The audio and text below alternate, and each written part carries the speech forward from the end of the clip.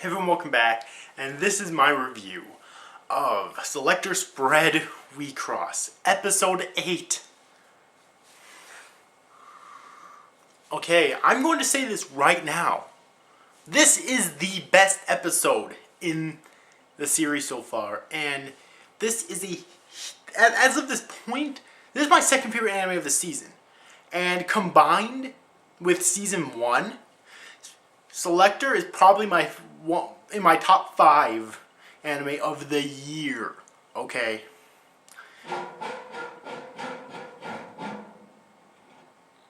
Fuck. I'm being serious here. Okay. It really is. Like, Selector, this episode was so fucking good.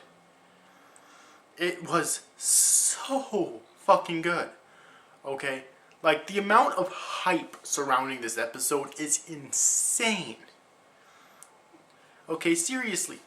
There's so many things in this episode that just blew me the fuck away. Seriously. First off, the ending. Holy fuck. That ending.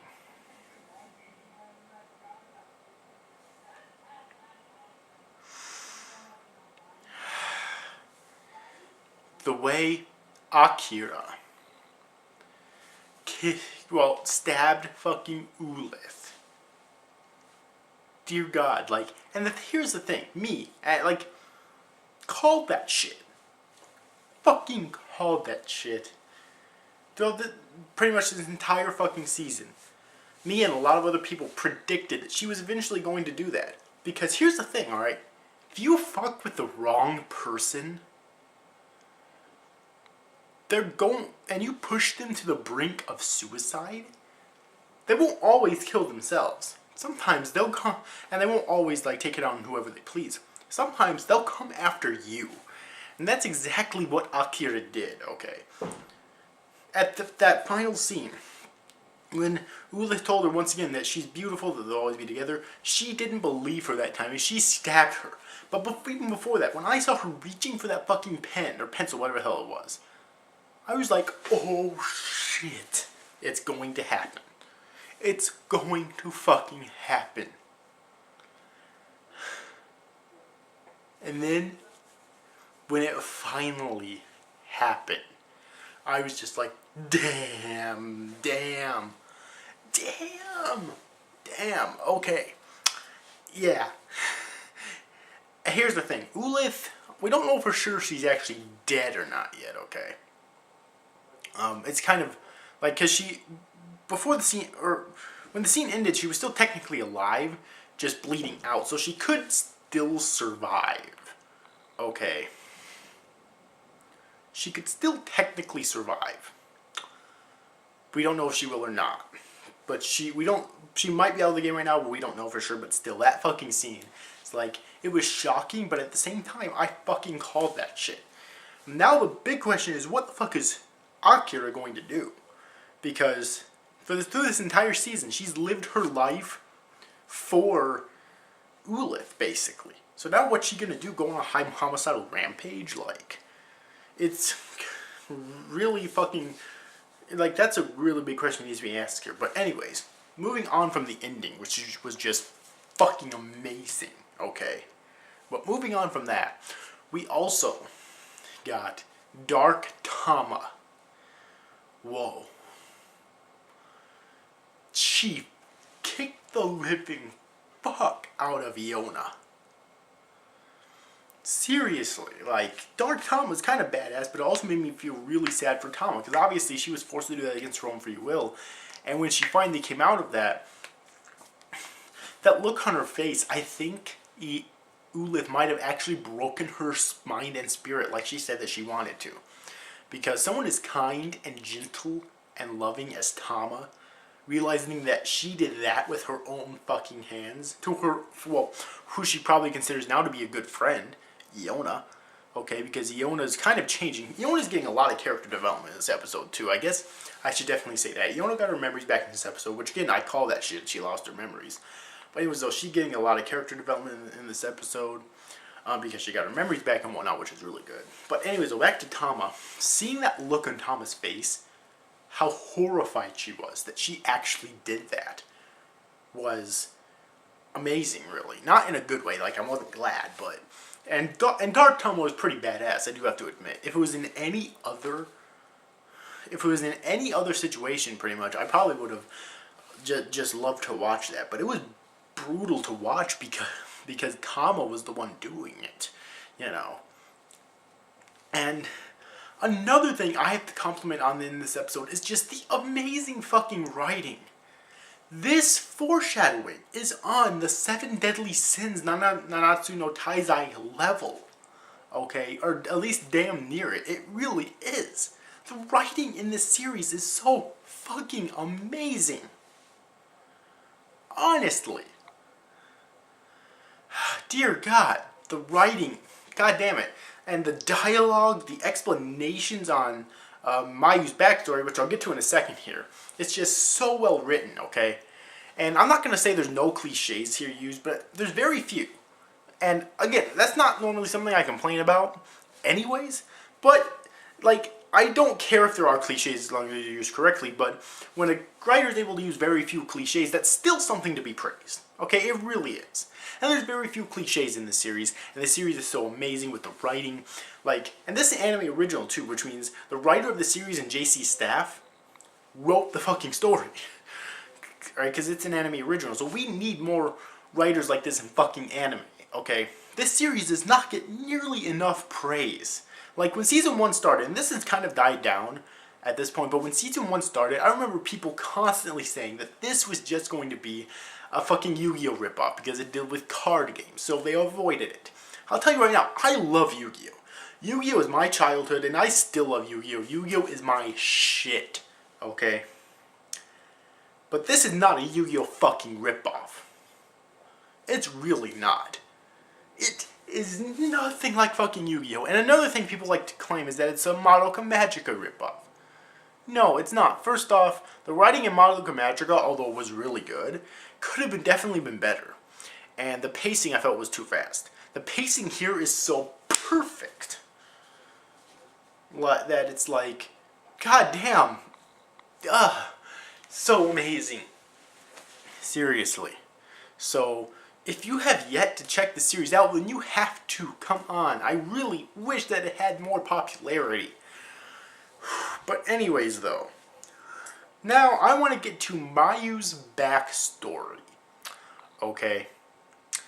Because Mayu's backstory was actually explained in this episode. It was explained that when Mayu was basically born, and she was isolated from the world in her room, I guess, for some reason. It's never explained why, either. That's it. I really hope it is explained why, okay?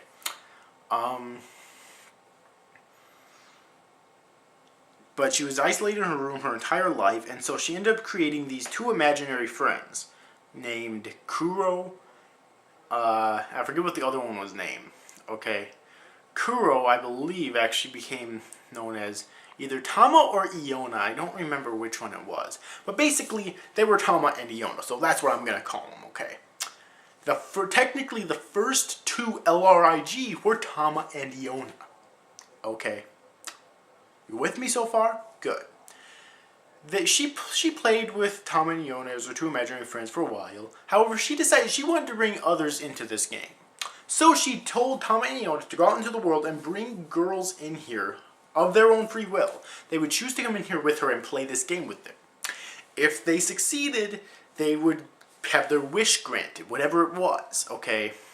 However, if they lost, then their wish would be reversed. For example, in this episode we had a girl who wanted to basically become a, I forget what she called it, but it was basically caretaker of flowers and whatnot. However, she lost to this other girl, so the girl who wanted to be the flower girl basically got her wish reversed, so she never be transported to a world where there was no such thing as flowers. She wouldn't be able to hear, see, or smell flowers. She wouldn't be able to touch flowers ever again. Okay? However, the other girl, when she won, her LRIG actually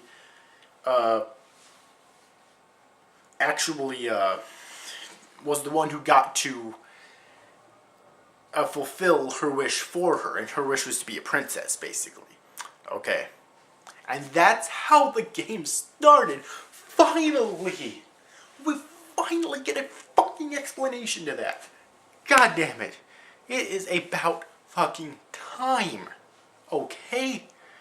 So, yeah. However, and then we do get a little, and time goes on, Iona ends up becoming, and this is something I kind of theorized before, but Iona does end up becoming a human, then becoming a selector, becoming an LRIG selector, over and over and over again, basically.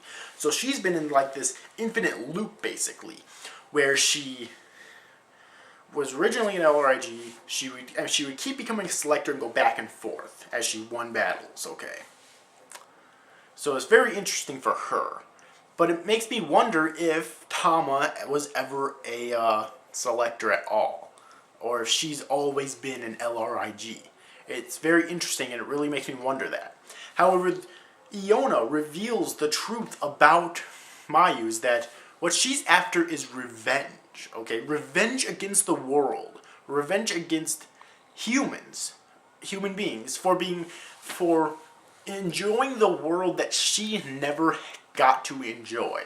Okay, that's her endgame, is she wants revenge against them. Now here's a huge fucking question that I have.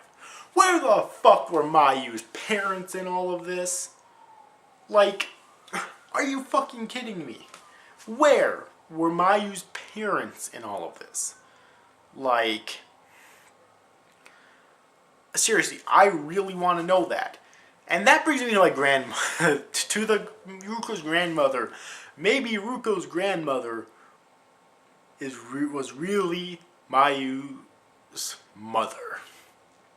Okay, I kid, but seriously, if that's the truth, actually that would make a lot of sense, because if Ruko's grandmother is actually Mayu's mother, that would make Mayu Ruko's mother.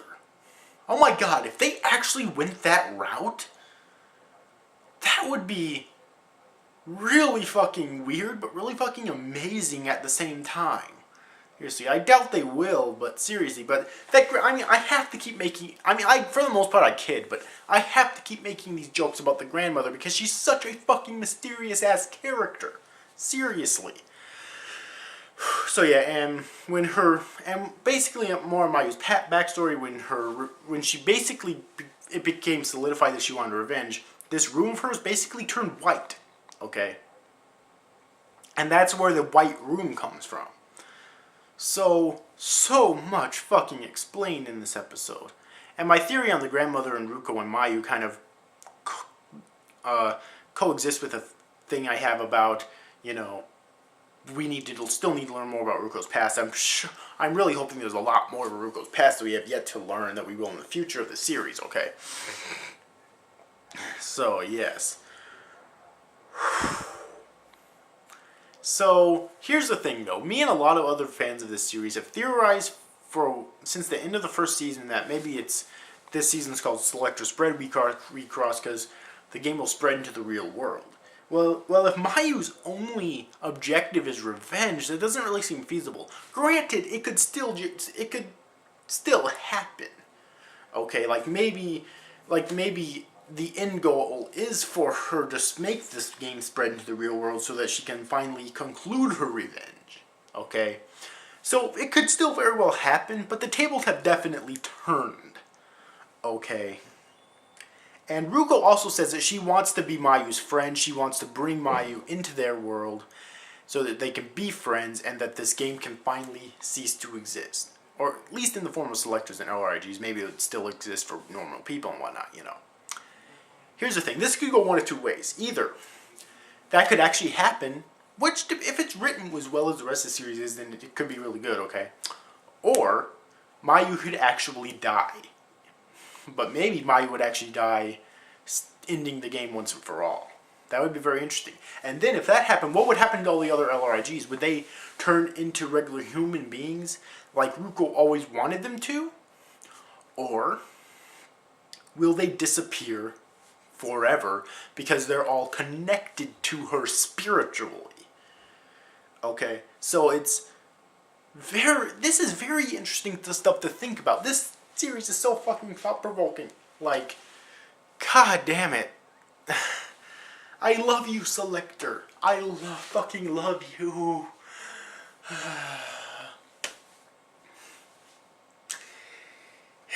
Yeah. Wow. Okay. So, other than that, in terms of the plot in this episode, I pretty much just explained it all and had all my questions and theories laid out here for you, okay? Other than that, the art's really good as always. On the technical side of things, the animation is as good as it's always been. It's not great, but it's not particularly bad either. So I'll give it a pass on that. The music's fucking amazing as always. I love as always, I love the shaky cam and the camera angles that they choose to use.